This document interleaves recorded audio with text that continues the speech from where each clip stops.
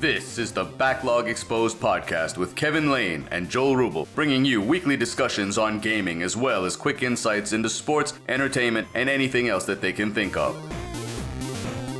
Be sure to check out the backlogexposed.com, where you can listen to the podcast and get links to Twitter, Discord, YouTube, and Facebook.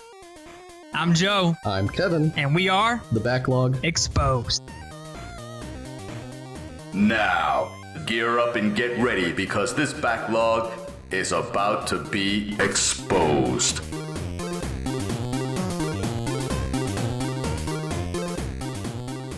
It's February 6, 2019. The Patriots just won the Super Bowl, and we got Joe. We are ready to go, episode number 41. Give me some of that something, Joe.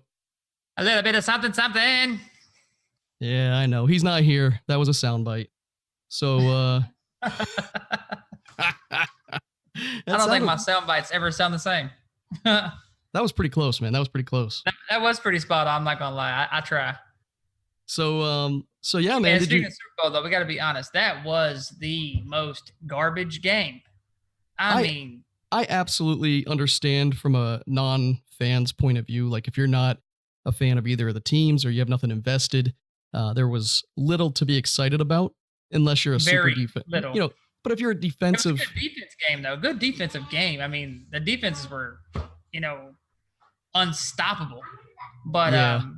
But I mean, like, the announcer said it best. No one announced that, or no one was praising Tom Brady because he sucked, and no one was praising the Rams quarterback because he sucked. It's easy to say he sucked, but the defense on both teams neutralize the offense. So to say Tom Brady sucked, I wouldn't say he sucked. He wasn't effective. And he still, he had one interception very early on. He was hitting his spots with Edelman.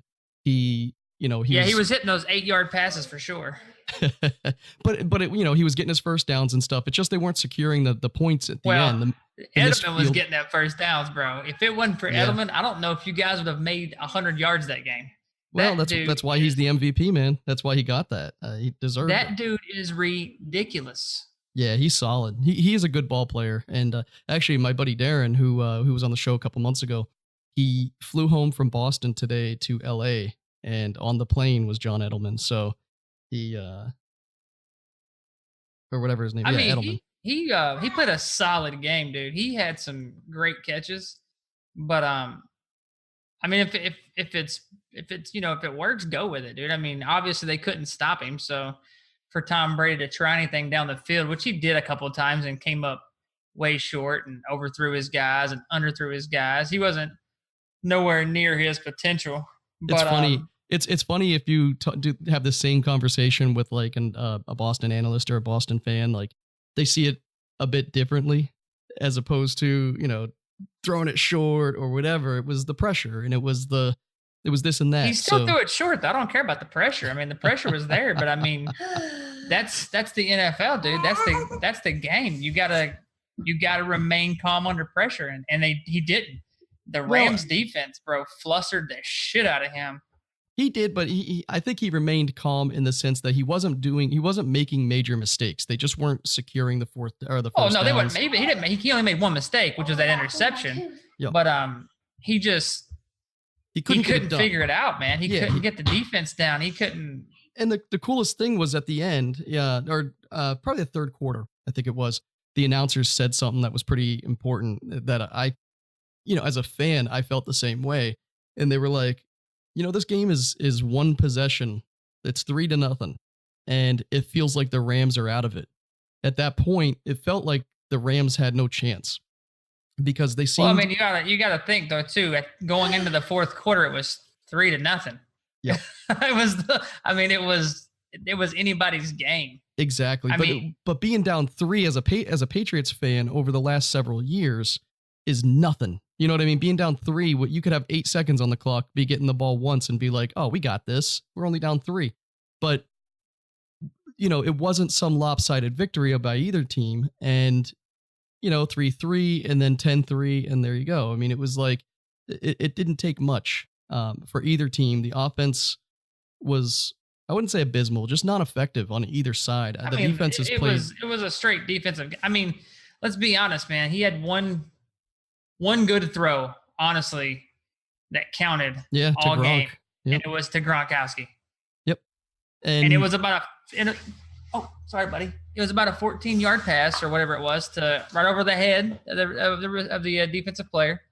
I mean, perfect thrown pass, about 14 yards, and then since you're a pretty clear Tom Brady hater, right? You've made a point to say you don't think he's that great or anything. Did you stick around and watch his post-game interviews or anything like that? Did you catch any of that? No, I'm not a Tom Brady hater, man. You shit on Tom Brady before. Dude, they praise him way too much. Like during this game, Tom Brady's let me the ask you greatest. this. But if you look did you hate Peyton Manning? Edelman, it's always Edelman. Like if you go back to the last, it's not always Edelman. It was Wes Welker. It was Amendola.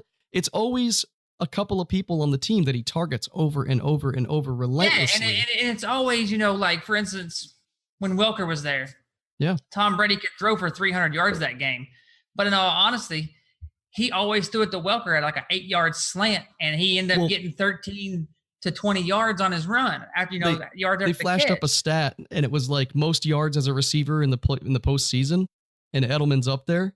But then 2 down is Wes Welker, who hasn't been on the Patriots in years, but same quarterback, right? Same quarterback getting it done.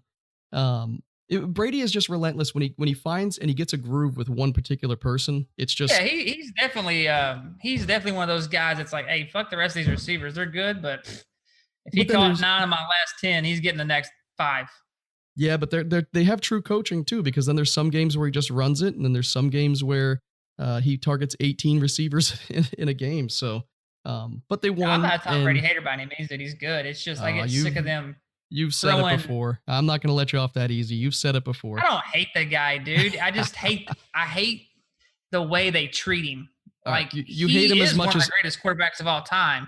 You hate him as much as you hate Fortnite. Pedestal because he has 6 rings. But if you look at his Super Bowl victories, the kicker won 2 of those with a 50-yard bomb, and no one mentions that. They always say Tom Brady has 6 rings. Yeah, but that's not out of those 6 Super Bowls, Tom Brady only, did, I would say he won 3 of them. You know what I mean? Like look at baseball. Look at baseball. They do that too. They say the same thing about baseball. Oh, he's the pitcher. What about the other? The pitcher has a pretty different role in baseball, though, so you really can't say that. I mean, I don't know, man. I mean, it's a pretty significant. The pitcher has a different. I think that it's way different. You can't compare baseball and. I'm not comparing baseball and football, but I'm comparing the idea that a pitcher can get all the credit for a win, just like a quarterback can get all the credit for a win. But on both sides, there's a lot more into it. I don't know, though. If you watch baseball, I watch baseball quite a bit, too. And I don't think the pitcher, like if they win a game and the pitcher went 7 or 8 innings, of course they're going to give him the benefit of the doubt. But if a pitcher went 7 or 8 innings and gave up, 15 hits and they won by 1 point, they're not going to be like, oh, man, great game for the pitcher. They're going to be like, man, why was he in that long? You know what I mean? You can't do that to a quarterback. Oh, he threw 4 interceptions, won the game. He needs to figure this shit out. You know what I mean? Yeah. I mean, I'm not comparing apples to apples here. You can't take a quarterback out of the game. Like, you can't take Tom Brady. You can't take Aaron Rodgers out of the game. You're definitely going to lose. You can take a starting pitcher out in the first inning. You can take Aaron Rodgers out if you're the opponent. That happens a few times a year. Yeah, at least 3 times a year. But in baseball, if you take out the starting pitcher, well, guess what? You got 7 more just as good on the roster because they rotate every 4 games. So in baseball, they do have that option to be like, you know what, this pitcher's he's garbage tonight. Pull him. We'll put somebody else in that's just as equal. Football, you don't have that. There's no backup on any NFL team that's as good as the starter. No, fair enough. Unless it's Garoppolo, because I ain't gonna lie to you, he did a damn good job starting he was the solid. Patriots 3-1 because the Patriots have a freaking stupid team that you could put a potato behind that line and they'll win. You know, one of the things you could do. This is just a suggestion. I mean, this is to all the listeners as well, because there's a lot of hate. Like as a New England fan, growing up in the 80s and 90s where our teams were pretty much trash. I mean, we had some hockey, we had some basketball here and there, but baseball, football, it was a joke. A lot of the years we made the playoffs, but the joke with the Red Sox was always like, when are they going to lose? When are they going to lose? Kind of the opposite of the Patriots now, where it's like the Patriots could be down by 10 in 3 minutes to go in the fourth. We still got hope. The opposite for the Red Sox back in the 90s. It was like, oh, we're up by 18 in the seventh inning. How are they going to screw this one up? And so, but that was true. That was like the real feeling all my early life up until, what was it, 2002 or whatever, or 2001 when the Patriots won, changed the tide there. And then a couple of years later, the Red Sox and the Patriots and the Red Sox and the Patriots. It's just kind of been a back and forth thing. And then this year, 2018, actually, this 2018 season is the second time now that the Red Sox and the Patriots have both won the Super Bowl and the World Series in just the last 10 years. And it's a pretty phenomenal feat for the city of Boston. So what I was going to suggest to you and, you know, the other listeners out there that kind of get sick of it. I read online, people don't want to see the Patriots every year.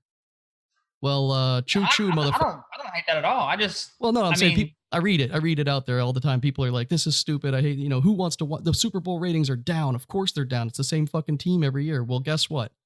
Either choo-choo and get on the fucking train, or tell your coach and your manager of your ball club to spend a little bit more money, put a little bit more in training, get your athletes up to par, and try to beat us. Because if you can't beat us, then get the fuck off. That's what I say. We damn straight joining you. We ain't joining the New England Patriot cheaters here, the Cheaters Club. I'll tell you what, once you come over.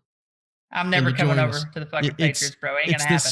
It's this. Don't worry. Feeling... In 3 years from now, you're gonna have the same podcast going like, God damn, I wish we go back to 2018, 19, won the Super Bowl. Now we don't have Tom Brady and Bill Belichick and no one to cheat for us. What are we gonna do? But you know what's sad? Christ. You know what's sad? In 3 years, I'll still be able to say in the last 10 years we've won Super Bowls. So, Oh, that's fine. No big deal. But if you go back and look, you've cheated 4 of them. So it's all good. Bullshit. Did you hear that thing about Aaron Rodgers taking roids? That motherfucker too little to be taking roids, dude. Have you seen that guy? He's coming back from his injuries and stuff. He's supposedly little as fuck. He can't. If he's taking roids, he's taking the wrong kind. He just puts them in the back of his eyes. Yeah, he got some big ass eyes, dude. Or he injects them in his hands. You seen that motherfucker's hands? Yeah, he's got some big hands. They look like feet. Oh boy. So, anyways, I'll lay off. I know people don't want to hear more about the Patriots. We gave them a good 10 minutes here. But no, it was for us, it was an awesome victory. Not necessarily an awesome game, but a suspenseful game for those of us who had a stake in it, because it came down to the last few minutes. And sometimes it's fun to see a blowout. Other times it's fun to bite your nails and see a suspenseful game. For us fans, that's what it was. For the people who had nothing into it, I totally get it. Halftime show was kind of lackluster. I don't see the need to shit on Maroon 5 as bad as everyone is. Guy just took his shirt off. Maroon 5's good. I don't know why they made a big deal about it. Yeah, every year they shit on it doesn't matter who does the damn halftime show. They always shit on them. It's so stupid. You know what was cool about the halftime show though is I made Jagger watch the game with us, and of course during the middle of the game, he really didn't want to be watching football with us. I think he's like everybody else. It's like why do I have to watch the Patriots win every year? But no, he didn't want to sit on the couch with us, and I said, wait, they're going to play, you're going to be in the Super Bowl. They're going to sing your song. And of course, the last song of the set for the halftime show was Moves Like Jagger. And he got a little smile out of him before he started throwing up for the second half of the game for real. So Crystal and I had to deal with that for a good couple of hours. We're trying to celebrate, and he's over there puking in a bucket. But I don't know, like man. 98% of America? Yeah, exactly. The feeling was in the air. But no, man, through all that, we've been moving. We're doing a long move, a good couple of weeks, a bit here, a bit there, a bunch of remodeling and stuff. So I have not been able to play a whole lot of games. But I do want to let you know, earlier today, I met with a friend of mine from way back when, Justin. And Justin was on our show. I think it was the first show of this new year. And he had a lot to say about Apex Legends, which is, it kind of just dropped on us. The other day, there was rumors about Titanfall devs coming out with a battle royale, and then they're like, oh, it's coming out Monday. And then people were like, no, there's no fucking way. And then other people were like, oh, Titanfall Battle Royale is going to be stupid, blah, blah, blah. And then, boom, it's here Monday. And there was really no advertising other than word of mouth. There was no expectations to be had other than people liked Titanfall. It wasn't a bad game, but, it never really shook the whole entire multiplayer world by storm. It was solid. It did its thing. It ran its course. Kind of competed with its own company. EA, released Titanfall 2 alongside Battlefield 2 or Battlefield 1 or whatever it was, kind of around the same timeline and everything. And next thing you know, they're selling multi-packs with both of those games in them to kind of recoup some of those losses. But long story short, this just dropped. And Justin couldn't stop thinking about it. He played it. He played it, and then contacted me and said, have you played it? And he's really into it. I have, to be honest, I've been watching it on Twitch over the last couple of days while working and stuff, and I'm liking what I'm seeing, and I really enjoyed. We played like 4 rounds. I don't know. I have to play it again. The only thing I don't like about it right now is the fact that you can't do duos or like solo. It has to be a 3-man team. Yeah, so if you don't have a 3-man team, that game sucks because communication is key. It's not like you can just go somewhere and get kills. First of all, the map is small. There's only 60 people. Well, actually, before you get into it, Fortnite, or it's not like Call of Duty where you can run into a building. There's like 17 weapons and grenades and all this. I mean, hey Joe, before you jump too deep, let me cut to the segment with Justin, because we kind of go over a little bit of this stuff, and then so we'll take a break, hit some ads, we'll do the interview with Justin, and then you and I will come back and talk more about Apex Legends. That way, you don't say something that's already kind of brought up, and then that way there's a better flow. Sound good? Sure. Awesome. All right, everybody. So we're just going to cut to a quick commercial, talk to Justin, and then we'll be right back with some more Backlog Exposed. Welcome back to the show, and today we have a special guest, as we have had in the past. My old buddy Justin. He was here for our first show for 2019, and he's back with us again today. Talk a couple of things. There's a few things on his mind, as we have some, like we talked about earlier, Apex Legends is out, and it's kind of taken, I guess I would say Twitch. I don't know about YouTube. I haven't really been looking, but it's taken Twitch by storm. And Justin definitely wants to touch base on that. And also, I think he wants to talk a little bit about our friend Todd, his buddy, lifelong buddy growing up. We talked about it last episode. He is the one half of the tag team champions in NXT. And as we've talked about plenty of times before, we know him in real life. So it's pretty badass. So Justin, man, how you been? I've been pretty good. Doing pretty good. How's about yourself? Doing pretty good. Yeah. Going through the moving and all that. It's just, it's tiresome. Yep. So I haven't been getting to the gaming like I want to, especially with like, this Apex Legends came out, and I've only gotten to play 1 round so far, but I'm going to go ahead and let you kind of introduce this game and talk about your experiences with it. I mean, I could talk about it, but it's secondhand because I've been watching it as opposed to playing. Yeah. So a little bit of background, Apex Legends, developed by Respawn, of, Vince Zampella and other people who created Call of Duty. Respawn, also known for the Titanfall games. I didn't know they created Call of Duty. Oh yeah. They were Vince. He was the guy from Infinity Ward that left after that big lawsuit with Activision. Okay. After I think it was like midway through Modern Warfare 3 development. I know roughly. Who the guy. I know that story, so that's interesting. Yeah. Okay, so then he went to do Titanfall. Yeah, he started his own studio, partnered up with EA, and then they started. Then they developed Titanfall, and that came out like 2 years later. Oh wow, that's interesting. I didn't know. That's some good knowledge. Yeah. So I was a big fan of Titanfall 1. It was basically the reason why I bought an Xbox, is because that first E3 release, I was like, I gotta play this game. Titanfall 2, I found to be even better because it had probably the best shooter campaign of the last decade at least. Agreed. I played that thing to death. I loved it. Yeah, they just did so many cool, interesting mechanics and, storytelling. It was a cool story and everything about it was awesome. And it was, 60 frames per second on a console. It was just fantastic. So, they've basically been pretty quiet since then. They have that Star Wars game that's coming out that we don't know anything about, Star Wars Fallen Order, that's supposed to come out this fall. But other than that, everyone was under the assumption that they were working on Titanfall 3 ever since they got purchased by EA. That's what people thought they were working on. And it turns out they were working on this this character-based 3-squad battle royale, which I found to be super interesting. I'm a big fan of Overwatch, which, is a hero-based shooter, kind of like Team Fortress. Yep. And, they were pretty quick to say that they didn't want to use the term hero, just because, all the different characters have the same movement. They all shoot the same way. You can use the same guns. Other than the special ability, there's no difference between them. Obviously their personality and skins and everything, but just like from a playability stance, like, they're not like Overwatch heroes. So, there was word that it was coming out over the weekend. A couple of influencers kind of let it leak that they were going to be revealing a game and releasing it the same day, free to play, battle royale. The internet over the weekend was pretty skeptical. Yeah, I saw a lot of posts where people were trashing the idea. Like, of course this isn't going to happen.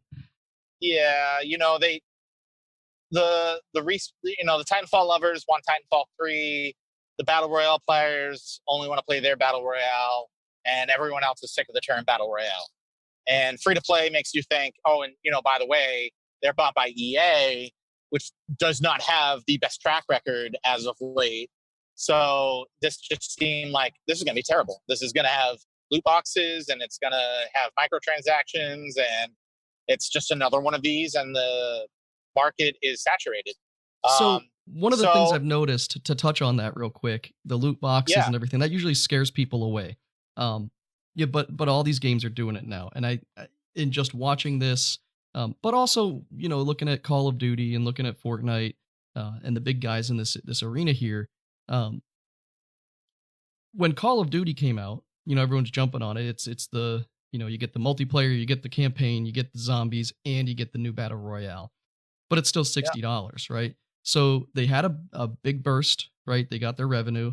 Call of Duty's always do well.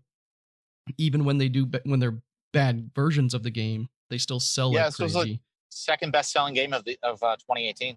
Yeah, but one of the things that you can really focus on, if you pay attention, are the numbers. And I'm a data guy. So when you look at the numbers of, you can go out there and see Twitch analytics. If you care about it, you can just Google it.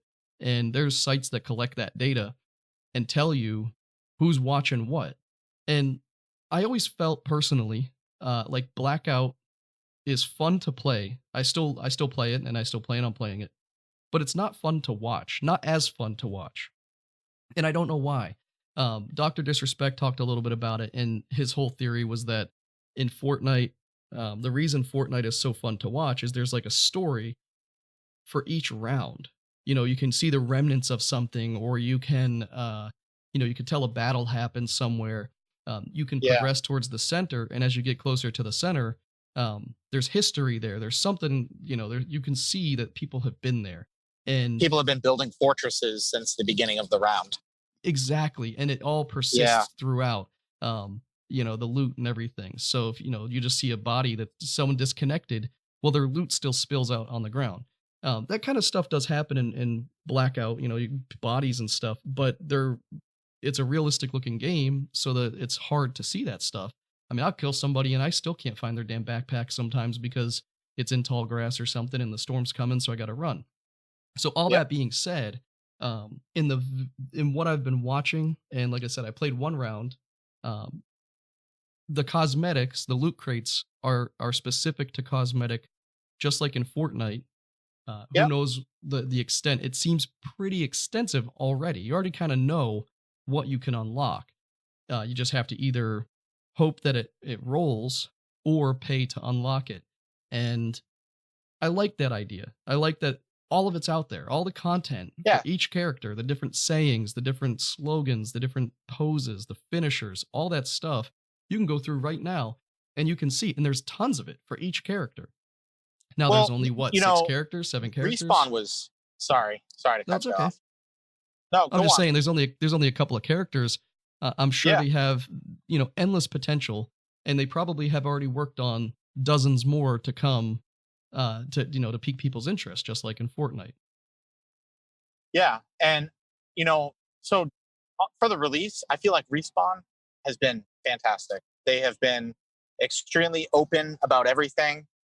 Giving the drop rates of, if you buy loot boxes, this is like what the drop rates will be for like. Yeah, it's right in there. It epics, shows you rares, as legendaries. You're buying it. I love that. Yeah, it's awesome. And they even said, you're not going to have to worry about duplicates, and you're guaranteed a legendary for every 30 loot boxes you open. So, which is kind of similar to Hearthstone does something like that, which I think kind of keeps people in, and it kind of it's the carrot that right in front of you. Just keep you going. It's like, all right, just got to open a couple more of these. I got to progress a little bit more. I got to buy a couple of it more, and it just gets me right back into it. But, just to get into the game. So I made sure to kind of clear my afternoon so that I could watch this while working. And I was blown away by it. I'm like looking at this game. I'm like, man, this is a AAA studio that has put out some of the most memorable shooters of all time, and they are releasing a free-to-play game.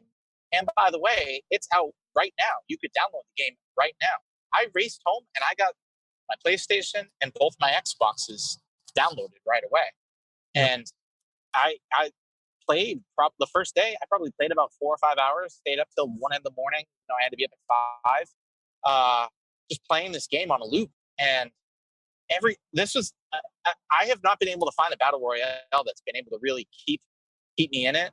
But everything about this, from being able to revive players to, if you get killed and one of the people in your 3-person squad survives, they can pick up your banner and the other person's banner and bring it to a respawn point and get you back in the game. I love that mechanic. I love it. It's fantastic. It's a great way to keep it, people that like myself that aren't super into these games and not the best shooters, but this is a great way to kind of get carried a little bit and stay in it, so you're not just getting eliminated the second you land. And that's a big thing. That was one of the things that I never really got to do, is I would get through and I would start picking up weapons and upgrading that and working on a build and getting my backpack and getting everything, and then not even pulling off a shot and dying, and then it's like, all right, get back into it. And I'll admit, I haven't gotten a lot of kills in Apex Legends yet in the 7 hours I've put into it so far, but I am having an absolute blast. And it's not about the kills. It's just about you're moving from each area, and just staying in the circle, and you got unique character abilities, and the way that they use pinging to communicate is, I love it. I love it all. Joe, I had a brief text chat with Joe. I haven't found a system like it yet. Exactly. Say that again? Somewhat in Battlefield, you can call out players and stuff in the older Battlefields, but this one seems to be a bit more ingenious in this idea of there's multiple things you can do by calling it out. You can target a person, or you can target a thing, and you can, in Blackout, you can do this. You can target an item and say, hey, there's a backpack over here. But this has taken that 2 steps further and given you the ability to give a caution, a warning, a direct threat, action. People have been here. The different types of characters, for example, one can do a portal, and it can open a portal and run, I think without taking any damage, run for 30 seconds or so, or however long, and then close the portal and then immediately turn around and pop back into the first portal, and pop back where they open the portal. That's just one character's ability. The other one's a tracker and can see footprints and movements and know how long ago someone was standing where you're standing and things like that. Another one is the robot with a zip line. He can just plant a zip line to pretty much anywhere on the map. So you lock into these terminals as the robot character, and it'll show you where the circle's going to go, or it'll show you where the next care package ship, the next drop ship is going to land. That's going to have a lot of the epic and legendary loot. The other cool thing that I really like about this game is that you are not. I know in Fortnite they have epic and legendary weapons. This game does not have that. It has every weapon is a basic white weapon, but you start doing builds to create epic, the add-ons like the scopes and the stabilizers and everything. Find those that will actually make it an epic or a legend. I love that too. Super cool. Yeah, it's super unique. It's just another thing. So you're not, and you can take the parts off and put them onto different guns. So you're not locked into a gun. Like I'm not much of a shotgun player. I like to try and play it safe with assault rifles or SMGs. But if you are stuck with it, you're stuck with it. But you can actually take those parts off and put it on. And I know that the other thing is that they have legendary weapons that are fully locked out with fully decked out with all the add-ons, and you can't refill the ammo in those, and you can't take them off. But those are like the most powerful weapons in the game. But those are going to be ultra rare anyway. Yeah, the other, to enhance on that, it's like they've paid attention to all the different games, and they've made a blend of them with a little bit of their own flair. They looked at Overwatch, they looked at Fortnite, they looked at Blackout. I'm sure they have insight into what's coming with Battlefield 5 as well. And there's a lot of other battle royales out there, but a couple of key mechanics that I want to talk about are the drop in. Okay, so you're like Justin said, you have 3 people to a squad, and I don't know if that's going to change. Right now, that's all they got. So if you don't like it, that's one of the negatives I already heard from Joel, is that he and his buddy Adam play duos. Well, there's no duos here, so it's was it 20 teams of 3 or 20 something teams, like that? 23, yeah. So, and the map is pretty big, but you can give a drop leader. You can assign a drop leader rather than just have someone call it out. Each round, someone is designated as a drop leader, and it's always the last person that picks a character. Oh, okay. So So when the character select comes in, you take turns. So if you're the first person this time, you have your pick. But if someone picks your guy, you got to pick somebody else the next time. And so I guess the last person gets to choose where the drop is, and you're attached to them. You don't have to do anything as a player until you land. You will land next to them. You can separate. I was going to say that, but you can disconnect. And I wouldn't do that. Yeah, and what that does for you is it automatically keeps your team. It gives you that team aspect immediately. The 1,000 times in a row in Fortnite you could play, and you could have 3 people go one place where you marked it, and one person just go into tilted and die instantly, and now you're down. And so, while that doesn't stop the player from sucking or dying or whatever, it at least keeps a manifold over the process and allows you to start with a team. And the one other thing that I like is that the trio, Fortnite. It's kind of funny. Fortnite must have known this was coming. They put out trios last week, and everyone loved it. Everyone was talking about how much they love trios, and then they took trios away, and then Apex Legends dropped, and then they put trios back. So somebody must have got the beat that trios was the way Apex Legends was done. In the gaming world, I'm sure people talked, and they all. So Fortnite was ahead of that. Have you tried that new Blackout mode where every time down the but not out goes in, everyone respawns? Yeah, in and out. You tried that? No, I haven't, but I was reading that people are really digging that too. I haven't played Blackout in probably a week or two, and when I did, it was like 1 or 2 games. Yeah, are they supporting that like that mode enough, because I know on Reddit I see all the time that they're just not doing enough for that mode. That's what I read as well. People were saying, I think that it went away, right? It was only a temporary mode. Yeah, I think it was supposed to be. Yeah, temporary. So I'm sure people are still asking for it to come back, and hopefully they listen. One of the big fears that a lot of people have about Call of Duty, and especially Blackout, is the launch rotation of their games. I mean, they put a couple of those out a year, and so in a couple of months, there's another one due out, right? I mean, I don't know what the. Well, I think honestly, I think what they're going to do going forward, so they don't split the base, is they're going to have to. Blackout's going to have to be a standalone thing. Like they did a free weekend on Xbox Live of Blackout mode. I could see that being a standalone sell for them, and then just kind of going back to multiplayer, single player, maybe. I hope so. I hope that's the case.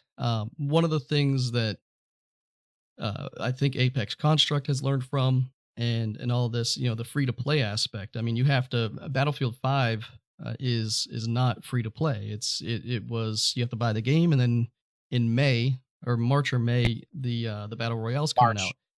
So March, okay, so it's right around the corner, but I don't know if a lot of people are going to be buying the game just to get the Battle Royale when you have these other free ones out there. Now, well, that's the interesting thing too, is that Apex Legends is an EA game. That's what I was going to say. This is now the second time that EA is, kind of competing with itself. Yeah, they did that because you look at 2 years ago with Titanfall 2. Apparently, though, the rumors are that there's been a lot of rumblings within the games industry that Respawn actually was pushing for Titanfall 2 to come out in that window. They wanted to be in that window, and it was a gamble for sure. It could have worked. It didn't. One of the things that I find weird is the expectations versus the reality that you get, and we all know that EA has a bad rap for delivering a game that everyone has high expectations for, and either not supporting it for long, or the game doesn't consist of what they expected the game to have. But when you look at a game like they all have the same name now, but you have Battlefield, and then you have Battlefront, Star Wars. Star Wars Battlefront 2 is one of the most beautiful looking games I've ever played. The speed, the gameplay, everything looks really crisp and really good. But they hold back on the things that people want. It's just boring, though. It gets boring really quick because the progression is terrible, and they change it. I don't know why they have to change all of that stuff. Well, I do know why. It's money. They know that progression is where they can make their money. But when you buy a $60 game, you want it to be $60 worth. It sucks when you go buy that game. I mean, both Battlefronts are great examples of this, but even Call of Duty, all of these games, you buy it, and then 2 fucking weeks later, you can get it on sale at Newegg for $45. I mean, almost every game goes through this. And I just don't understand the pre-order aspect. I don't understand why these companies are doing this to themselves. EA keeps shooting themselves in the foot. So here's a great example of not shooting themselves in the foot. There wasn't any hype for this game. The hype started last week for a Titanfall BR, and this isn't Titanfall BR. This is a completely different game based off the same engine with the same developers. And you could say it's kind of the funny Titanfall thing BR. Is too, the interesting thing that you see, because you mentioned the engine, is that they're using the Source engine from Valve, which started with Half-Life 2 in 2004. This is a 15-year-old engine. Well, isn't it Frostbite, or are they switching over to Frostbite? No, they're on Source. They're not touching Frostbite. I thought I heard Dr. Disrespect talking about Frostbite and that they were. Let me see. No, Vince is a Source. He's a Source guy. That's what the Titanfall games were too. They were on a modified Source engine. Well, hold on, because yeah. Let's see. Let me see here.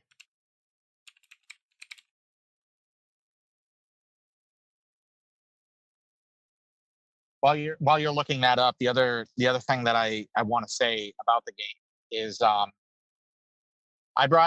had a trip to Burlington, Vermont in a hotel and decided to bring my PlayStation, and I hooked up to a 12-year-old flat screen. I don't even know if it's an HD TV because I think it might have been 720p. It didn't even have HDMI input on the television.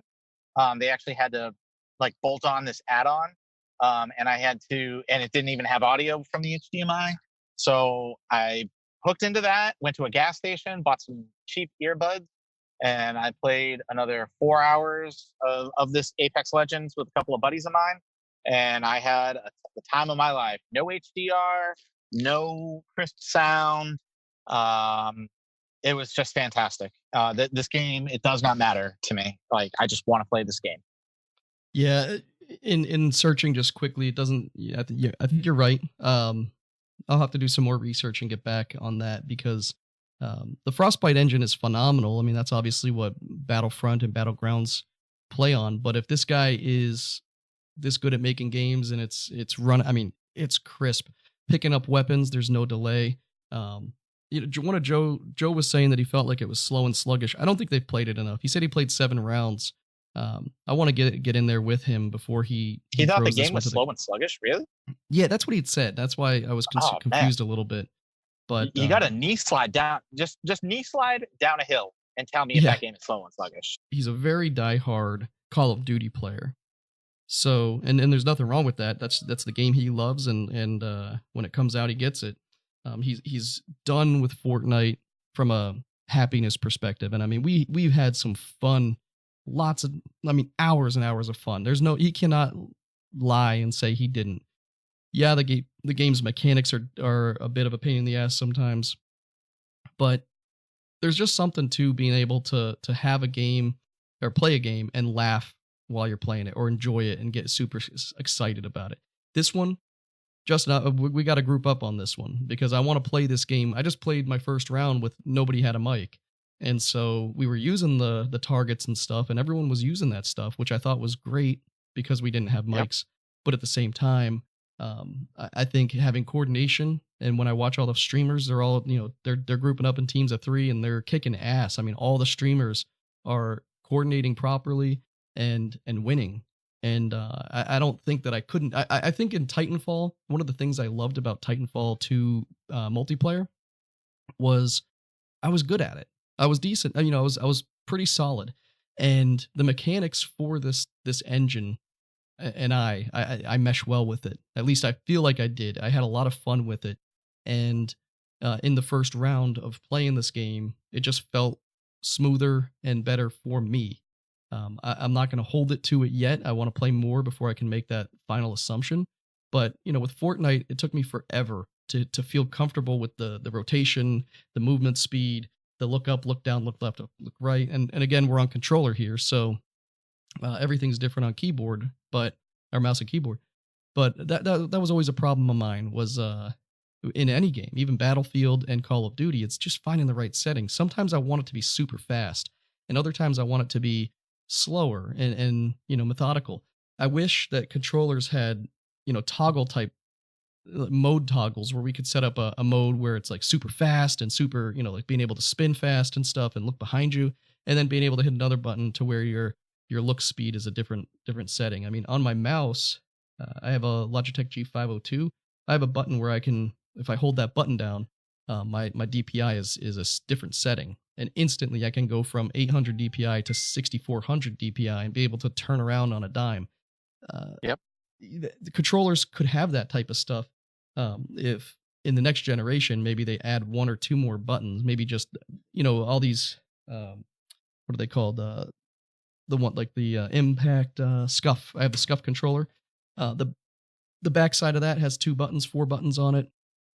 These controllers, you're paying $60, $70 for these controllers, $200 for a Scuff. Easily, these companies could adapt and add more buttons on the back where your empty fingers are. I mean, I know I don't use, now that I have a Scuff, I use my middle finger to press the buttons on the back. But, you're left with, if you're just playing a regular PlayStation controller, you're left with 3 fingers on each hand that aren't doing nothing other than gripping.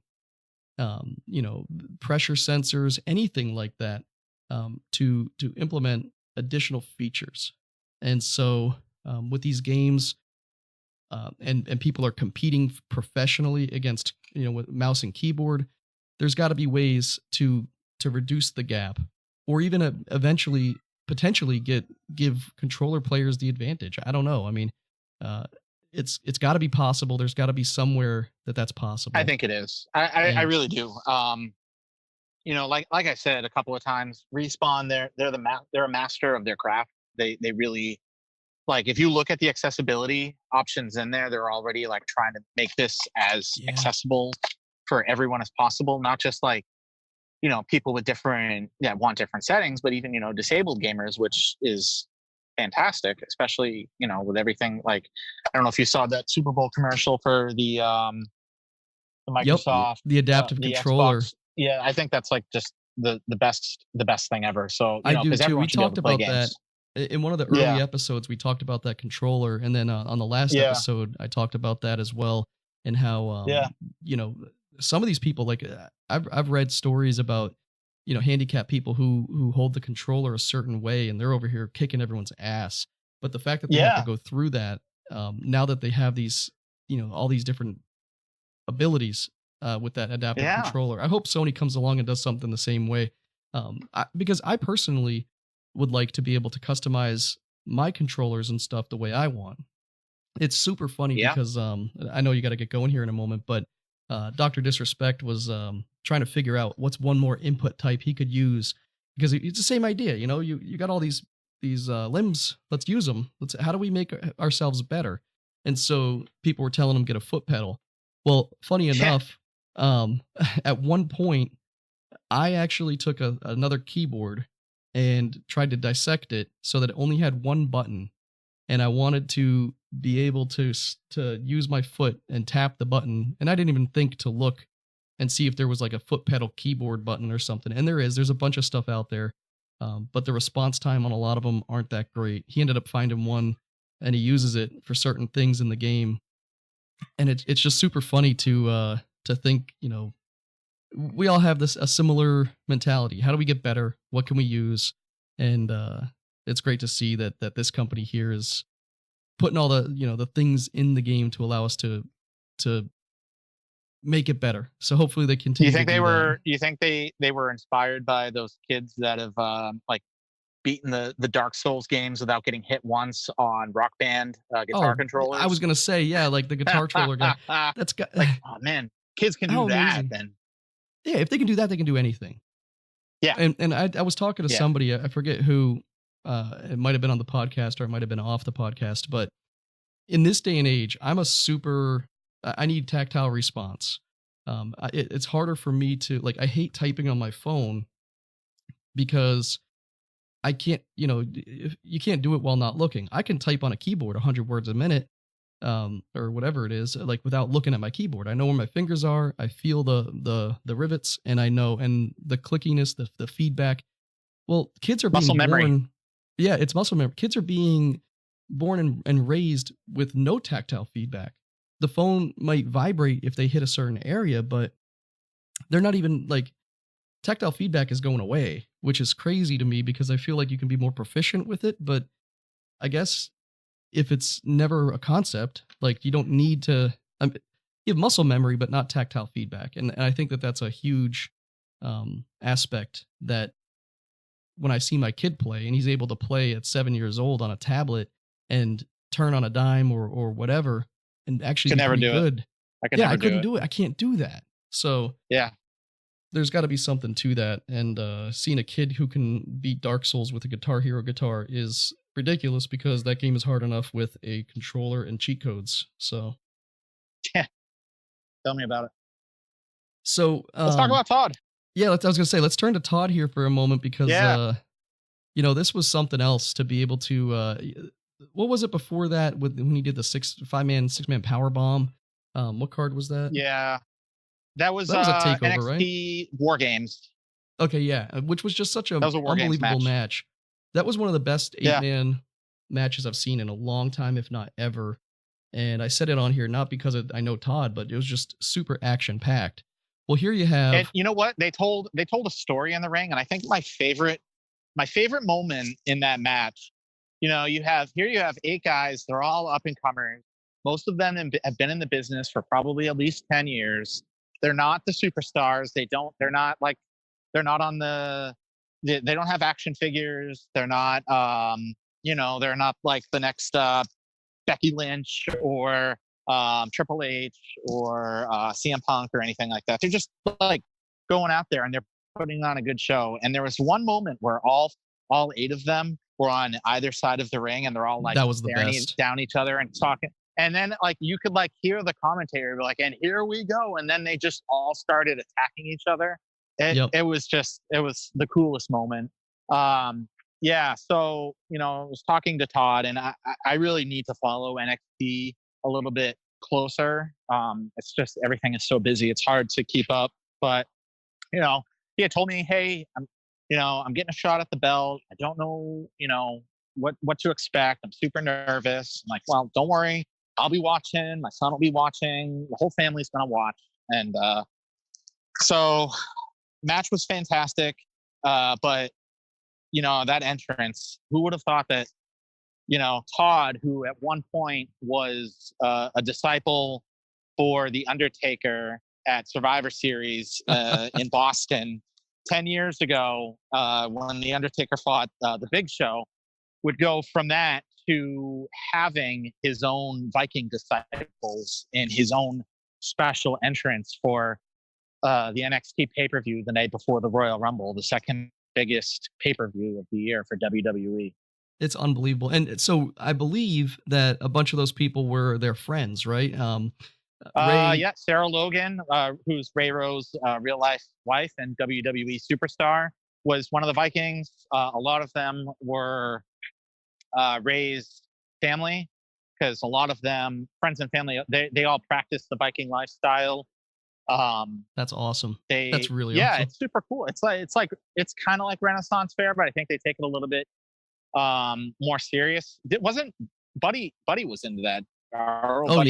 Wasn't Buddy Wolf Hope into that? He was. Rest in peace, Buddy. Yeah, rest in peace. So I know Darren and Darren and his friends have dabbled quite a bit in that stuff. It's so really you had interesting. that. You had an incredible match that was high impact, and they destroyed their bodies. But I think the part that really got to me was the emotional part of it. 21 years ago, Todd, who was 13, he lost his mom. And I remember that was 8th grade. And, things are hard enough when you're in the 8th grade, when you're 13 years old, your body's going through all these changes, and you're going from middle school to high school. And we were going from a small town of Fremont to a big high school, Pinkerton. And he was a big high boy. School population.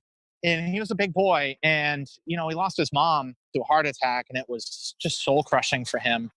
And, those are some really hard years where, at first he was getting into a lot of trouble in school, a lot of suspensions. We were talking about expelling him, a lot of fights. And, that's how we found wrestling. And, that's how we got into backyard wrestling. It was an escape for him, for handling everything with his mom. And he never looked back. And, we never did drugs or drank in high school. We just stayed clean, and we'd spend the weekends talking about things that we wanted to do with wrestling, or watching events, or, whatever. And his brother was there. When I watched that deal for him.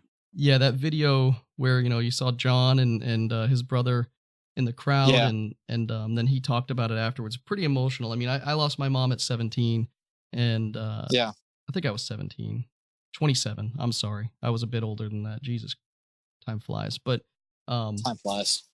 But yeah, I mean, I was not to pity me or anything like that. That's not what I'm bringing up. But like, I was changing jobs at the time, and just the effects of that afterwards is pretty impacting. Hard. It's hard, and it's not something that anyone can really understand until you go through it.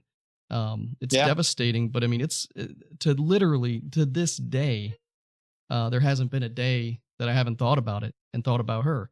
And to know, like this journey that he's taken kind of kicked off with that in mind, and that his brother was there to witness it. And, what it really means. It's not, people will say wrestling's fake. It was scripted. He was told he was going to win, blah, blah, blah.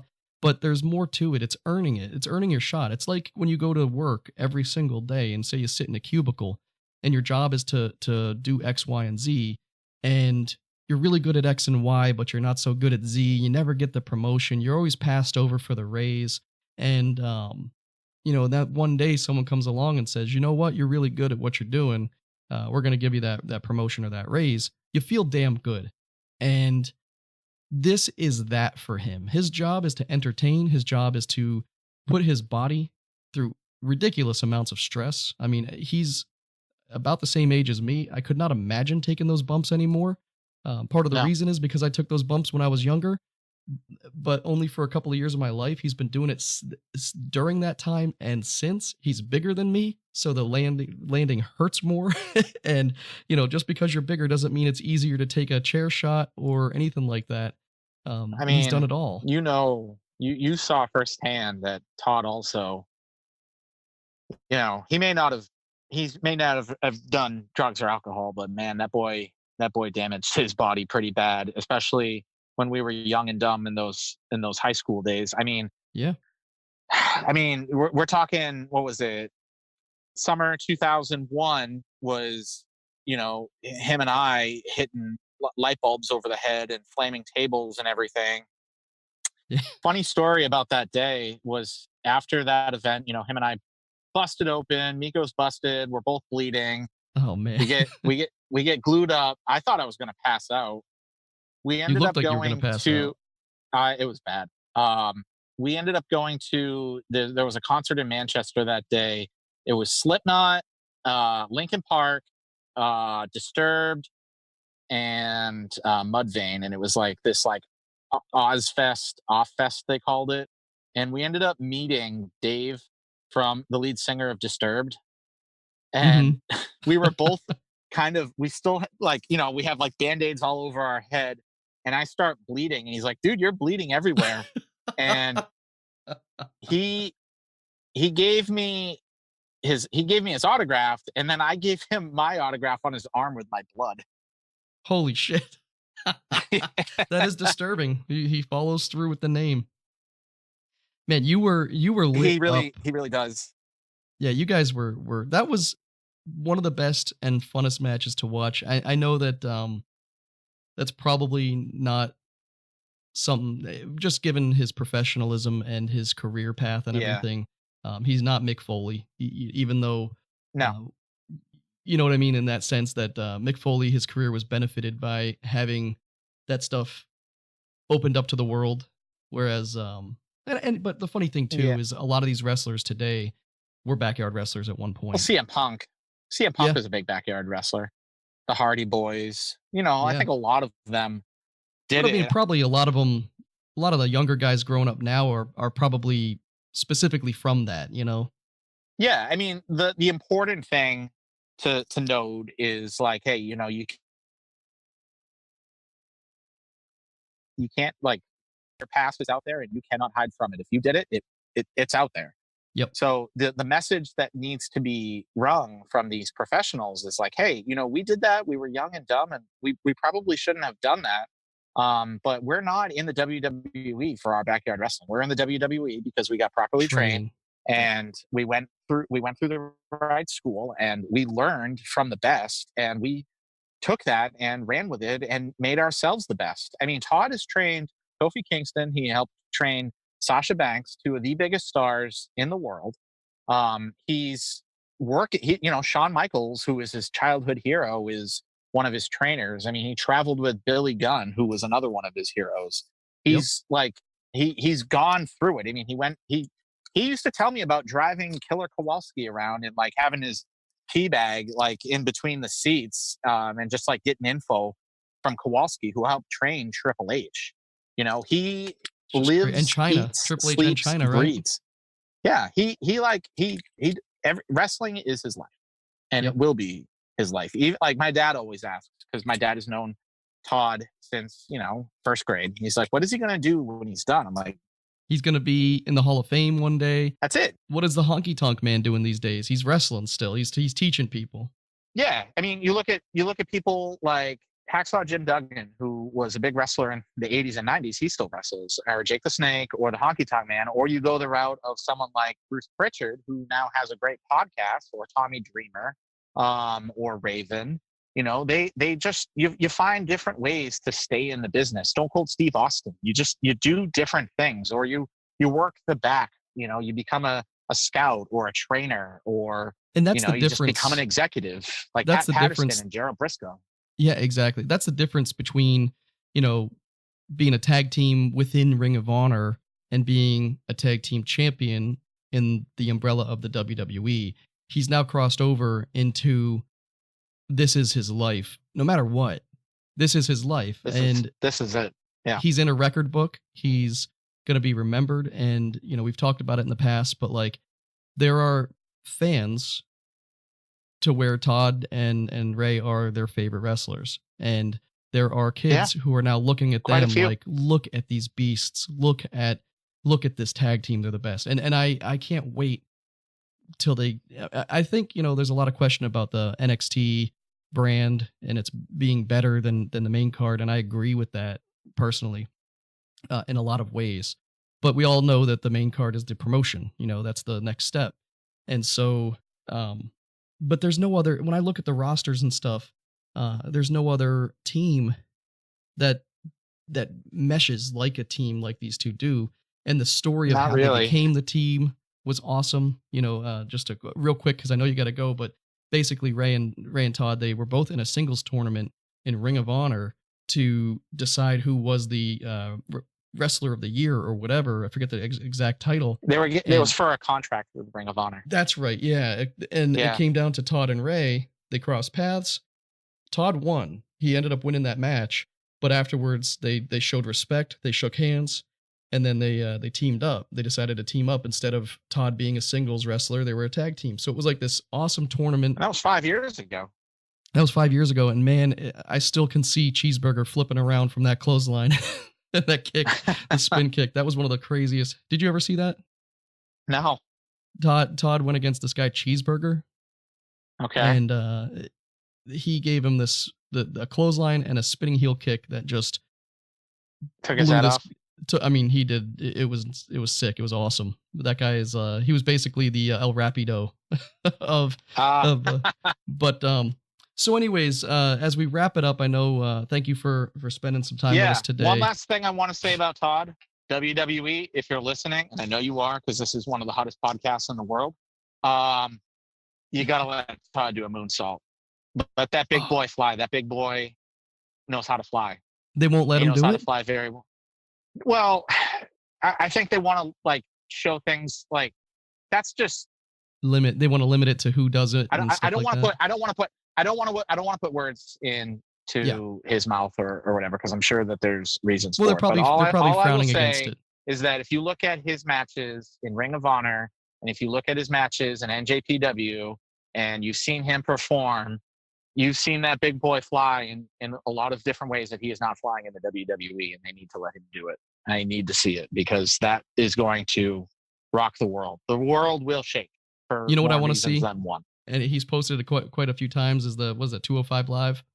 I would love to see a 6-on-2 match between the War Raiders and like 6 205 guys, and let Todd do some flying in there. Kind of like when Vader took on the midgets. Yeah, exactly. Oh man, that would be awesome. But who Todd has wrestled. Rest in peace. Oh, that's right. He did wrestle Vader, didn't he? He's wrestled Mankind. He did. We're wondering, actually. We're wondering if there will ever be a chance that Todd will be in the ring with Hogan, whether it be a Royal Rumble or something like that. I mean, Hogan's still alive, so he's got another match in him. So, you never know. That would be quite the impressive feat. Yeah. If somehow we can make that happen. That's my campaign. Todd versus Hogan. Yep. Retirement match. Put him out for good. Retirement. With quotes, air quotes around that. But yeah, Justin, as Hogan's always, already retired Gawker, so we'll see what, Hogan they'll have him back if he said he wanted to. Yeah. All Todd has to do is find a sex tape of Hogan and you can retire him that way. Oh man, that's true too. Well, although he made a couple bucks off of that. He made just a few. Just a few. Oh man, hey, can't wait to have you back on, and always good to talk to you. Thank you, and hey, look out for me on PlayStation. I don't know about. Yeah, we're gonna play tonight. We're gonna get we're gonna play, a squad. You, me, and Joe. Yeah, absolutely. Yeah, absolutely. All right, bro. Take care. All right. See ya. Bye. All right. Well, we're back. Joe and I here to discuss a little bit more about this Apex Legends. I want to say Construct because there's a VR game called Apex Construct.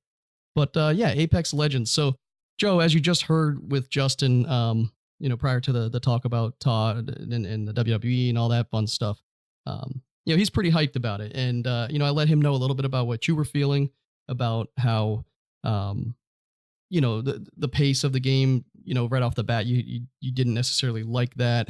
And you were just saying prior to the break, prior to the cut, that the duos and solos modes being gone are kind of a bummer.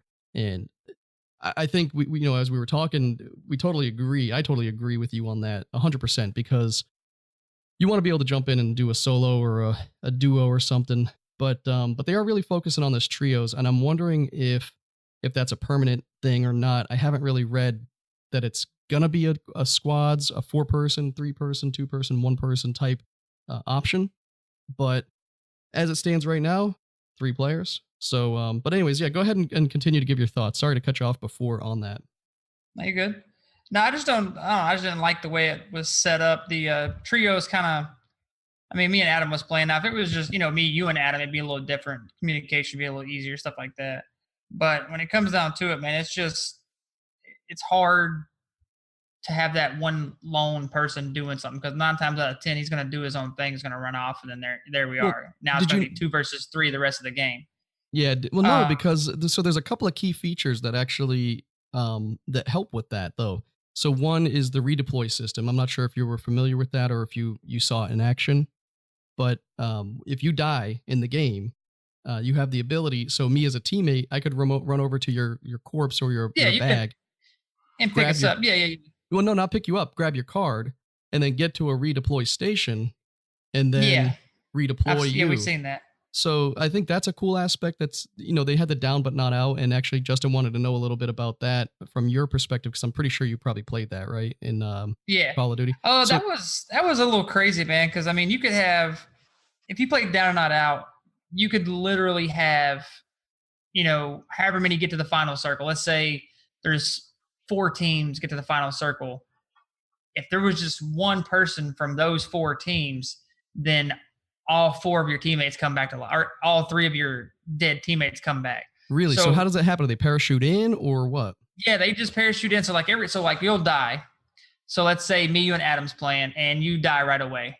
As long as me or Adam survives into the next circle, then you respawn in by parachute, like you would just jump out of the helicopter. You land, and then you get your weapons. Can I see the other people parachuting in? Can I see where they're going and get a glimpse of? Oh yeah, you literally, that's why I didn't like it, because people would pretty much, I wouldn't say spawn camp, but they would kind of like spawn camp. They would wait till the circle starts, and then these people would just jump, start jumping in, and they would just run to that area and just kill them again, unless they landed on a weapon or whatever. It wasn't too bad. Shit got crazy real quick though, like in the final circle. Because think about it, if you go to the final circle and there's 4 teams, instead of having 4 people fighting, it turns into 16, and shit just gets real crazy real quick. Was it enjoyable? It was all right. It was different. It was only squads, right? It was only squads. You can get a lot of kills. And one thing that pissed me off that I noticed, though, watching other streamers and stuff like this, is they would they wouldn't kill the fourth person. So Really? like I'd watch these streamers and they would like jump a squad and they would kill 3 of them and let the other guy run off. And that way they were like, oh, we're going to get a record or we're going to get more kills in the next circle. And they do the same thing. They would see a team of, 3 or 4. They'd kill them all but 1. The circle would close in. They'd get 3 more on the map. So people never would finish an entire team just to get more kills. So I thought that was kind of, that was kind of aggravating to see that happen. Yeah, that's kind of messing with the system there. I'm sure that wasn't intentional. It's not really cheating, but it's at the same time, it's like, it's dumb. Like you could have wiped that whole squad, but you let him go just so you can try and kill his teammates again. Yep. Kind of iffy to me, but so one of the things it was really popular. A lot of people played it, man. I didn't really play it that much just for the fact that, anytime you play a squad map and you jump in 2 and 2, 9 times out of 10, it's not going to work out for you. That's why we got to get Team Emar Gaming, man, build it up. So at any given time you jump in, you're like, hey, you two, you're with me and Adam. Yeah, man, that'd be badass. I'd like to do that. To get that I'd Discord like to have played that that level or that game mode more, but again, it was chaotic, man. There was a lot of stuff going on and a lot of people, and the final circles were crazy.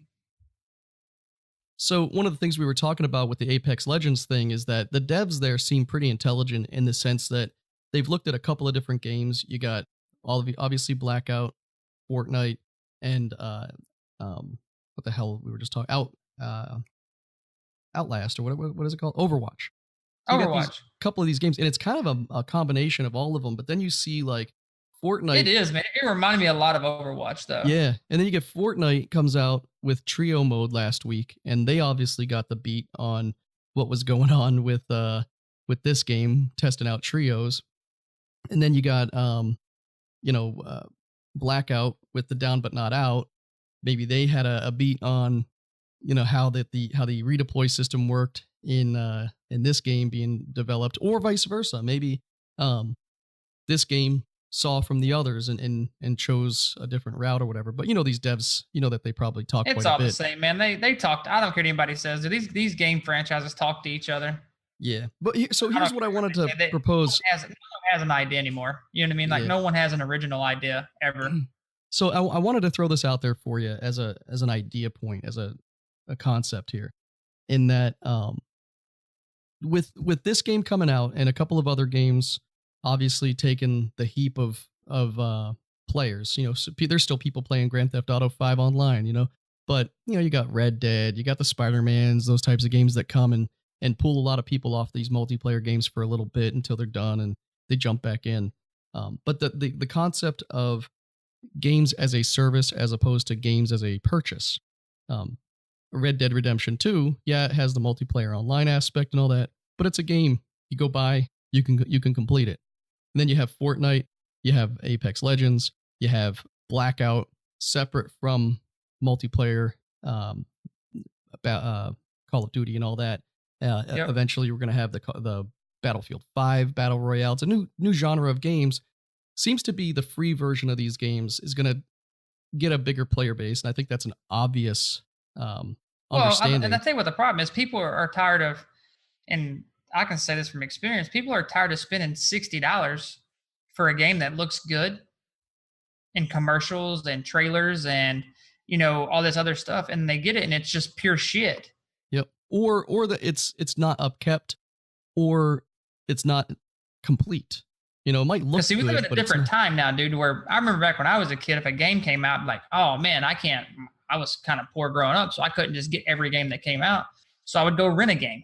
Yep. Well, guess what, man? There's not really, you can go to GameFly, you can go to Redbox and all that, but the majority of the time, those games aren't going to be in there for a couple of weeks after launch. Or if it does go in there, someone's already got it. You know what I mean? Yeah, absolutely. And so a lot of people now just buy games and get pissed off later. Like, well, this game's trash. I wasted money. Yeah. I mean, I had GameFly for a couple of different sprints, and every single time I've done GameFly, it hasn't been worth it because the games I want to get, I don't qualify for them, or I'm not first. Or they're in the backlog. It takes it's gonna be a 3-week lead time. Takes forever, and it's like, well, I don't want to play any of these other games. All the games I want are in high demand. A service like that should be able to get every customer satisfied and serviced. Otherwise, I don't got time for it. If I have to, I did tell you one thing though that is impressing me is PlayStation Now. I think that's what it's called. Yeah. Yep. Where you can pay $20 a month. They have some really, really good games on there now. I was looking at it the other day. They have fairly new games on there, which is impressive. What are some of the new ones? Do you know off the top of your head? I haven't looked in probably 2 or 3 weeks, but I know I played Project Cars 2 was on there. Oh, that's right. Gran Turismo Sport was on there. And those are still expensive games today because they're really good games. The Crew 2 was on there. For Honor's on there. What's that? It looks like For Honor, Prey, Mafia 3. Elder there's a lot of games on there, man, and they're worth it. Like if you were to go out and buy, PlayStation Now, it's actually set up pretty good. Now it's about $20 a month, but like I said before, it's got some decent games in there now. It's kind of stepping its game up. So, have you taken a look at the EA Origin Access store or whatever? I mean, I know you don't play too many PC games, but they all have this kind of the system where you can dive into their plethora of games. I like it for the price. On the Xbox, you can get EA Access, and there's about 20 or 30 games that you can download, but you can find codes online for like $30 a year, and it has like Madden and it's top tier games. That's pretty crazy. Yeah, I mean, so for $20 a month, you have hundreds of games. I think it is for PlayStation games. I think that's fair, especially for people who don't have the money to go get all the cutting edge games and spend the $60 for everything. Well, if you can, I mean, so like if you pull up the website here for PlayStation, just go to PlayStation.com, you'll find the PlayStation Now. It's got 700 plus PS4 and PS2 games, PS3 games. I mean, that's a lot of games to go back and forth on. I mean, you have some of the greatest Batman games. I mean, Arkham Asylum, Arkham City, Arkham Origins, all 3 of those are on those. Those are still amazing games. Oh yeah. All the BioShocks are on there. Borderlands. Oh, I just seen my favorite game, dude. Where'd it go? Borderlands 2 and Borderlands pre-sequel and Borderlands Ultimate Edition are on there. We have never talked about Borderlands VR yet. Dude, I have never played it. I know. Kind of upset though. There's not no multiplayer on it. That's kind of dumb. That takes the whole fun out of it for me. Yeah. You wouldn't play with me anyways. Who you kidding? If I had VR, man, I'd give it a shot. But we all know from the last 42 podcast, I'm not getting a VR because I'll throw up in the headset. You know what? You really wouldn't. You had a couple of bouts of uneasiness. You would get over that shit faster than eating a bowl of spicy rice, and you'd be fine. And then you'd be introduced to tons of games that cost a very low amount, that provide a cool new world that I think is totally worth it. But then you would just be playing Blackout anyways, so pretty much. So, but we're gonna me and Adam, and we'll get you on there too for the Apex again. Yeah, I want to definitely do that. But so the other day, I gotta tell our listeners that because they might have seen the tweet. But I'm over here. Literally, I got these braces on my wrists, like carpal tunnel braces. I talked about it a week ago. I got diagnosed with carpal tunnel, and it's getting really bad in my right hand. So sometimes when I'm typing or whatever on my phone, it's just everything's horrendous. So I see Adam and Joe are up on the on Team Emar Game and Twitch. They got a couple viewers. So I go up and I say, I was trying to be funny, and I said on the tweet, like, check out Team Emar Gaming's Joe and Adam. They're about to bust some nuts in Blackout or something like that. And it came up, and it's like, they're going to butt butts. Yeah, dude. It was pretty rough. I was like, what is this guy talking about? And I was watching as it came up, and Adam was like, Joe, your friend tweeted this. Said we're gonna butt butts, and I don't think he really got the humor in it. Even with that, I think that's kind of funny. But that was pretty good, man. I was trying to find that message on here, but for some reason I can't pull it up. It was hilarious though. But then I'm like, yeah, whatever. I got carpal tunnel. I can't type, and I'm not going back. So it stays on Twitter. It stays on Twitterverse forever. If I got to wear these braces, you got to deal with my handicap. Oh, I hear you. I'm not mad at you though. No, I know. But yeah, man, we're gonna give. I had to Adam re-download Apex. I'm gonna give Apex another shot tomorrow. Yeah, and if he doesn't want to play it, Justin, the guy I had on earlier, he's down for me, you, and him playing some trios, and I'm sure we can get some other listeners or anybody out there if you want to play Blackout, Apex, Fortnite, regular Call of Duty multiplayer, any of that stuff. Just hit us up. We're down for some of that stuff. I found it, dude. Watch Joe from the Backlog exposed as he and Adam from Team Emar Gaming butt people's butts in Blackout. Hey, you know what? Butting people's butts is actually a pretty damning thing to do. So I'm gonna butt your butt, bro. That's hilarious. But just not to dive too much deeper into Apex, we talked about it quite a bit, but I think that there's a lot of cool mechanics in that game. If you get used to it a little bit, not that it's going to replace anything, but I think it's a good subsidy for what people are looking for. A lot of people like Fortnite. They like the customization. They like the cartoonish of it. They like the lack of blood. They like the building. They like this and that, plus the popularity. Well, you can reduce that popularity a little bit, at least for right now, for this week. Who knows? We'll see if Apex lasts. But all the streamers are playing it. All the ones I watch. I mean, the top Fortnite players, almost across the board, are now playing Apex religiously. And the key thing that I've taken from it in watching, because I've bounced from a bunch of them, they're playing together. You're seeing people play that have never played together. They're now playing together in Apex because they're doing trios instead of duos, and people are picking each other up and stuff. They're all saying they enjoy it. The one thing, just because I have this skepticism in the back of my mind, the one thing I worry about is that they're being paid to do that. Well, you're 100% right. They're being paid, man. I mean, well, potentially. There's been no talk of it, but you got to assume it's a possibility that they're all getting paid to play it. A bunch of them got paid to put up banners and stuff on their Twitch streams and stuff. They got the official Apex logos and things. They had it ready to go. So they're partnering. Some of them are partnering with EA or whoever to get it out there. But that doesn't necessarily mean they're being paid to say good things about it. I'd hope they'd be honest. I played a little bit of it. I enjoyed it. I can see why they would enjoy it.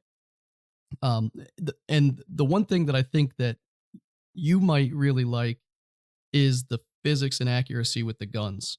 It seems to be on par, at least on par. I'm not going to say better, at least on par with Call of Duty style mechanics when it comes to that.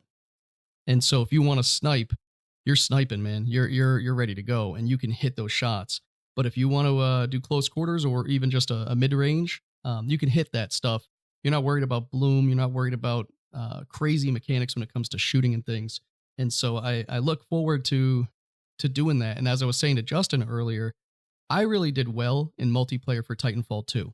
And I enjoyed it. I just didn't. No one was playing with me. Every once in a while, Jed would pop on. So I got bored of it because I'm a team guy. I like playing with people I know. And there was also not that much communication. They've adapted in Apex. There's a communication menu and stuff that gives it a little bit more dynamics if you don't have a mic or if you don't feel like talking. But I really think that we could have a lot of fun with it. I look forward to trying it with you guys. And yeah. And so, but I wanted to ask you real quick because I haven't been able to jump in too much and see the state of the game. Rather than talk trash about any of these games, I think there's a piece to update our listening base. It's growing every day. We got people who play Fortnite, who play Blackout. So I think what I'd like to do is dedicate a little time here for you to give us an update on the state of the game in Blackout. because you've been playing it. How do you feel? How are things going? How does it feel as a player? Do you feel like the content is enough? Do you want more? That kind of stuff. So I want to turn to you, Joe, and get your take on that. And here, so me and Adam play it quite a bit. I like to field the game. I like the way the weapons are. They did a big update here recently, and they nerfed the armor. So tier 3 now is, so basically like wearing tier 1 armor, you may be able to soak up maybe 1-2 bullets. And then tier 2 armor basically become tier 1, and then tier 3 basically became tier 2. They're about to drop another update to where the Bowie knife will one-shot you no matter what you're wearing. If you're wearing the tier 3 armor or not, you'll get one-shotted with a Bowie knife. Watch out. Oh yeah, here I come. Trust me. Let them drop that on somebody. I'm about to run the Bowie knife no matter what. They've nerfed some of the guns. They've changed the way some of the guns feel, in my opinion. The SDM used to be really, really good. Now it's not that great, which pisses me off because, in real life, if you were to get shot with a Barrett or a Paladin or a Barrett 50 cal or whatever sniper rifle you want to use, that's what they're meant to do. They're meant to one-shot people. They're not, you know what I mean? So whenever you was able to, 2-3 squeeze somebody with an SDM, I like that because that's what it is meant to do. Now it's, 4, 5, 6 shots what it takes from an SDM. And I think they kind of screwed the pooch on that one. The SWAT is still my favorite assault rifle. That gun is nasty. And you said they added, I think it's good. They added some weapons and stuff, right? So you got more of an option. Yeah, they added I think it's called an MP40. They added that in there. One cool thing they did add, which I really like, is spray cans.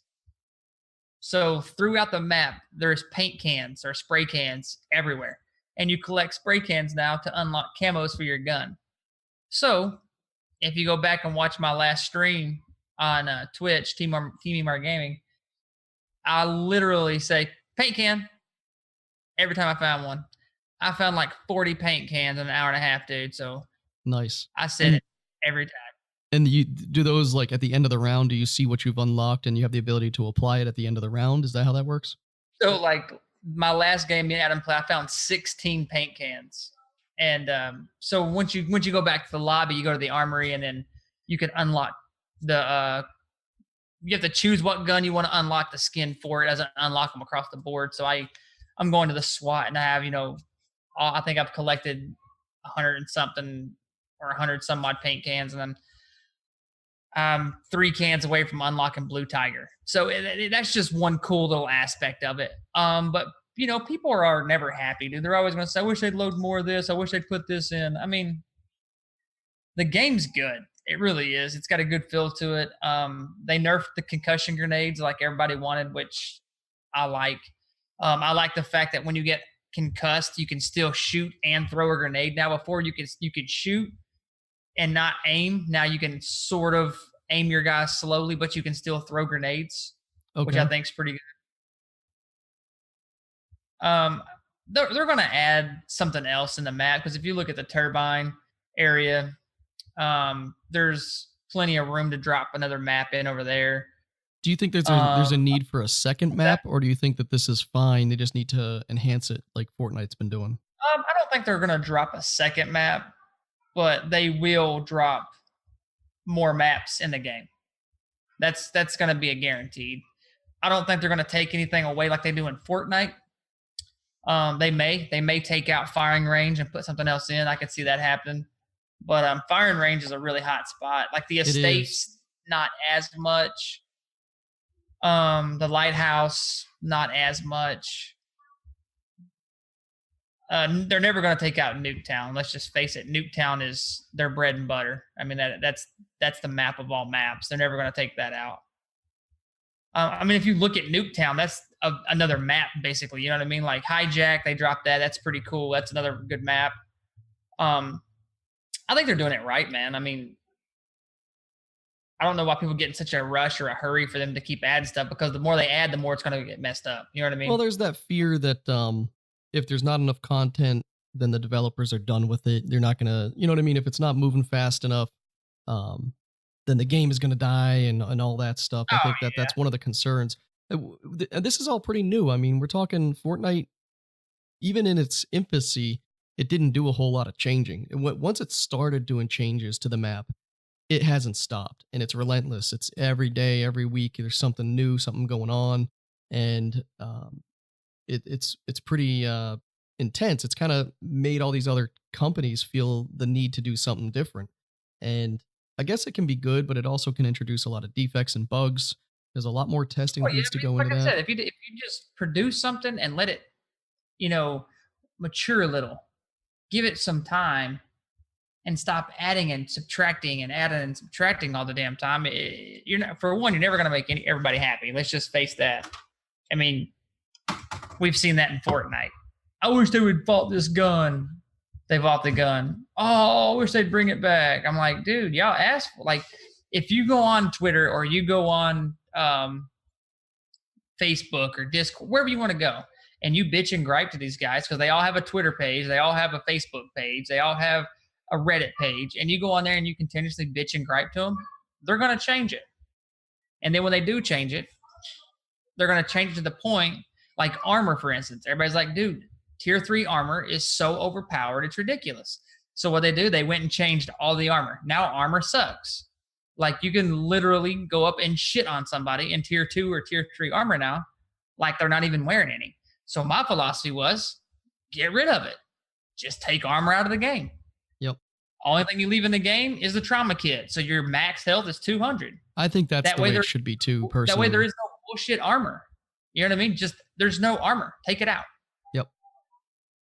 Take out the armor. Leave the trauma kits in. Good to go. Everybody can stop bitching and griping about the armor. There is no armor. Goodbye. You are the weakest link. So, and then you keep trauma kits. One thing I just remembered from talking to Justin that I think you might be interested in, or you might already know, is that Respawn Entertainment, the company behind the Titanfall series, behind Apex Legends and some of the other games, they're building a Star Wars game.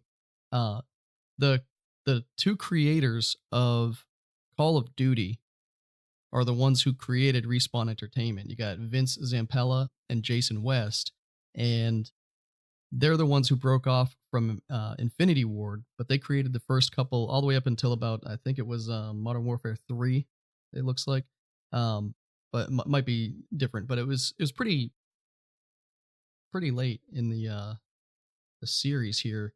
Let's see, I'm just trying to read here. But yeah, they founded Respawn Entertainment in 2010, so it's been around for about 8 years, and they put it together for EA, and that's how they started coming up with their Titanfall series and some of these other games that they've put in. But yeah, you got the founders and the creators of the Call of Duty franchise building this game. So it's interesting to see. Obviously, like we just were saying before, these devs all talk. These guys probably still know people that work over there at Call of Duty and vice versa and all that. Like I said, dude, all these gaming industries, I don't care what anybody says. Fortnite talks to Call of Duty. Call of Duty talks to Fortnite. Hey, man, I like how you guys incorporated this. Do you mind if we do it? Oh, yeah, no problem. Oh, I also like, how you guys did this. Can we incorporate on our game? Because it's all the same, dude. All the games are the same. Fortnite, you have shields. In Call of Duty, you have armor. In Fortnite, you have mini potions to bring back your shield. In Call of Duty, you have armor repair. You have the chug jug in Fortnite. You have your trauma kit in Call of Duty. You jump out of a bus in Fortnite. You jump out of a helicopter in Call of Duty. Yep. You got the grapple gun in Fortnite. You got the grapple gun. It's all the same, man. It's all the same. Yeah, for sure. And even if it's not them talking, the people murmur in the hallways and, oh, did you hear what? Somebody's talking to somebody, man, or else this shit. All these games can't be so close in similarity without somebody talking to somebody. Yeah, my buddy Darren. Because if I was a game developer and I really wanted to get some shit out there, I wouldn't tell nobody nothing. Almost like Apex. I really like how Apex was like, fuck you guys. I'm going to drop this game on Monday. It's Sunday night at 11:30 at night. This fucking game's going to be available at midnight. Number one game on Twitch. Everybody lost their mind. Like, holy shit. Yeah. What is this? That's why it's got, there's over 300,000 people right now watching Twitch. People play Apex. There's only 120,000 people watching Fortnite. It's crazy. Is it going to fall down? Yeah, it's going to go back to normal, man. Apex is going to fall off to, excuse me. Yeah, it'll probably have 100,000 viewers in Twitch, but it's going to go right back to Fortnite because let's just face it, all the big streamers are getting paid bukus of money for playing Fortnite. A lot of these big streamers probably got paid $10,000, $5,000. Hey, we'll give you $10,000. You stream it for 4 days for 3 hours a day. I know that's what happened. I'm not dumb. And that's why all these big streamers are playing Apex. I guarantee you next week, Ninja, Dr. Disrespect, all those guys are going to go back to Fortnite, PUBG, and everything's going to go back to normal. And you're going to have a small little following stay on Apex. But you got to remember, in about 2 weeks, Anthem's coming out. Yeah. And that game is amazing. It is. That's also getting a lot of shit too, but I played a lot of the demo and stuff, and I'm comfortable and satisfied with the pre-order on that. I don't usually pre-order games, but I'm only pre-ordering it just so I could play a little bit more of the demo and the beta. But it's good. But I want to ask you one more thing about Apex, just because it's something else I forgot. But did you get a Borderlands feel to that game at all? Hell yeah, dude. Yeah, I figured that would be one of the appeals for you, just the way the weapons drop, the lights. I believe it's made by some of the same guys from Borderlands, right? I don't know. I'll have to look at that. I mean, I got a Overwatch, not an Overwatch. I got a Borderlands, a Destiny.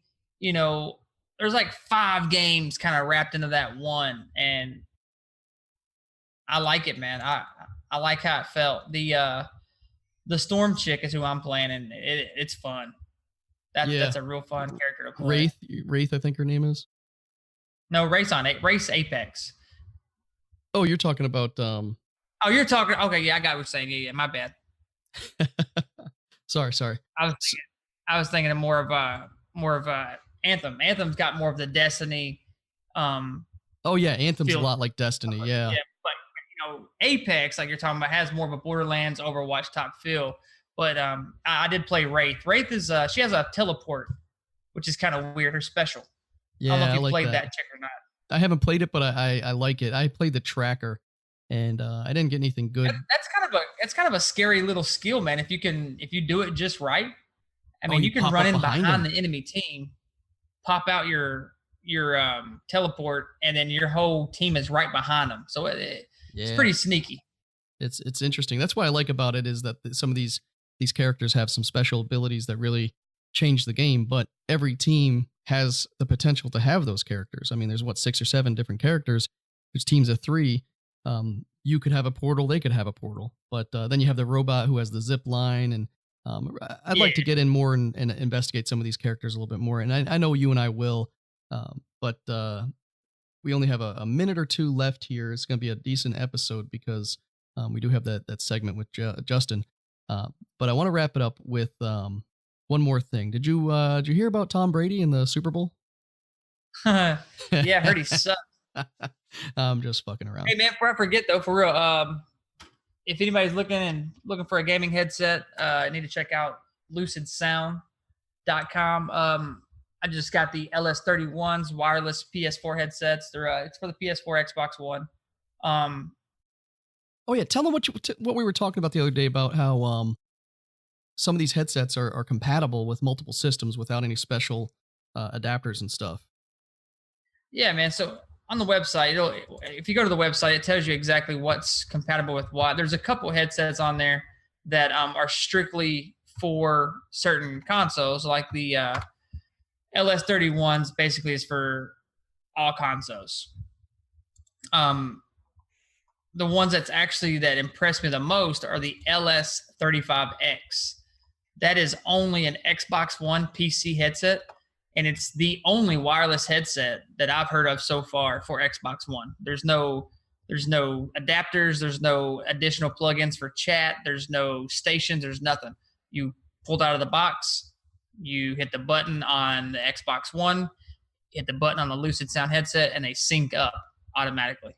Complete wireless for Xbox One. Use promo code Team EMAR, TEAMEMAR, save 20%. Like I said, I got the LS31s. They're amazing. The battery life on them's 15 hours. Again, that's for PS4, Xbox One, PC, Nintendo Switch, and mobile. However, if you buy those, the Xbox One will require that 3.5 millimeter cable for Xbox Live chat.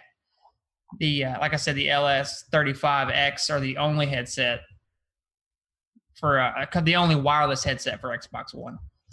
Excuse me. But yeah, man, check it out, lucidsound.com. And you heard that. Oh, sorry. Say that again. Team EMAR is the promo code. Team EMAR Gaming or Team EMAR? Team EMAR, TEAMEMAR. When you go to checkout, save yourself 20%. That's pretty good. Not a bad deal. Yeah, it's a pretty good discount, man. And looking at those headsets, Lucid is not the biggest name right now in sound, but you wear them, you sound a lot better than you did back when you were on those other headsets. And you know, I'm looking forward to getting a pair of mine of my own and trying them out. I think you know, I have the Turtle Beach Stealth 800Xs. I have the Astro A50s.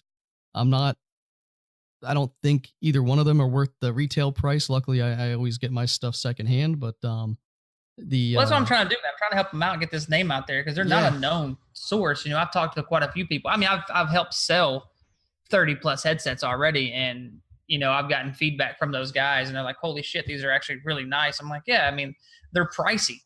Their cheapest headset's $80, but you know, in my opinion, you go in there and you spend $80 for a headset, it's gonna be worth $80. Now you go buy a $60 Turtle Beach headset, and they're made of plastic. Oh yeah, and they break. I mean, headsets are made of, you know, metal. Like they're durable. Like if you drop your headset, it's not gonna crack. It's not gonna bust. It's not gonna fall off. You know what I mean? Like they're durable. Yep. That's why I like them. They're expensive. They're durable because, you know, I got kids. They pick my headset up and throw them down, or I've sit on them or whatever. I've had LS20s that I'm wearing right now for 2 years. I have LS31s for gaming. So I'm a firm believer in them, man. They're nice. Well, that's awesome, bud.